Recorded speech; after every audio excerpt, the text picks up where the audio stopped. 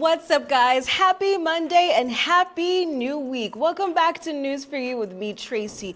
On our agenda today, we're talking about the mother of parliament who passed away. We're also talking about inclusive education for all and poor air quality in Kampala. And also, there's a UK party leader who has disowned her heritage. All of that and so much more coming up. Stay tuned.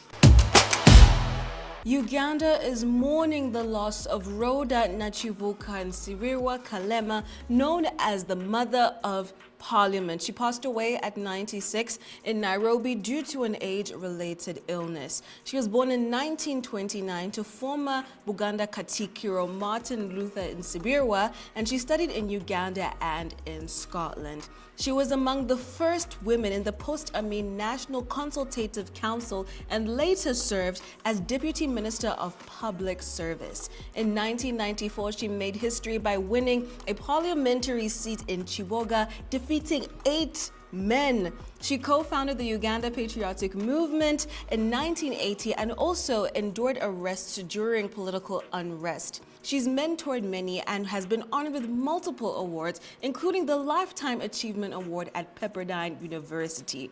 In 2021, she published her memoir, My Life is But a Weaving, reflecting on her journey from royalty to national service and women's empowerment. Such a legend, and she's left an incredible legacy. Sad to see her go. Obviously, our hearts go out to those who are mourning her passing at this time. May her soul rest in peace. Special interest group activists have urged government to provide specialized support for learners with special needs to reduce marginalization and ease their access to education. They argue that current national plans do not fully address the needs of these students and are calling for clear policies and strategies to support them. The call was echoed during an international conference on inclusion held in Kampala, where stakeholders emphasized the need to prioritize quality and accessible education for learners with impairments. The Education Ministry's Commissioner for Private Schools also called for policy streamlining to ensure inclusive and quality education.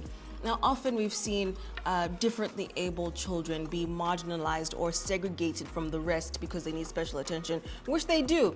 However, they will eventually grow up and need to mix with everyone else. And so we can't now create this imbalance and then leave them be when they eventually get into the rest of society. So I think there needs to be, some sort of inclusion. They need to be at the same level so they also don't feel ostracized, Let's include them, let's make plans and include them.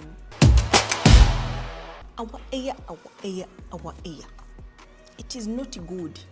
Kampala has recorded the second worst air quality among major cities worldwide. Yeah. Currently, our AQI, which is our air quality index, which is essentially what they use to measure air quality, is at 162, according to real-time data from a Swiss monitoring company called IQ Air. Only Kinshasa ranked worse than us at 181. Things are not good. Experts have attributed our dangerously high pollution levels to emissions from old vehicles, bodas, open waste burning, dust from unpaved roads, and industrial activities. Now, the city's poor public transport, weak enforcement of environmental laws, as well as widespread use of charcoal and firewood also contributes. Now, Kampala has outpaced other polluted cities like Minneapolis, even places in India, Doha. And environmentalists are urging urgent intervention to reverse the city's rising pollution and protect residents from long-term health risks. Just breathing now can kill you. Crazy business. UK Conservative Party leader Kemi Badenoch has said she no longer identifies as a Nigerian, and she has not renewed her Nigerian passport since the early 2000s. Now, she was born in the UK and raised partly in Nigeria and the US, and she returned to England at 16, citing Nigeria's political and economic stability. Now, speaking on a podcast, she described herself as Nigerian through ancestry, but by identity, I'm not really. She added that most of her life has been in the UK and she sees it as home. Now, she previously lived in Lagos and recalled not feeling like she belonged in Nigeria and said her early experiences there shaped her political views. Now, while I can understand some bit of what she says, you know, because, okay, diversion a little bit. I grew up in South Africa. I saw it as home for majority of my life, but I'm still a Ugandan.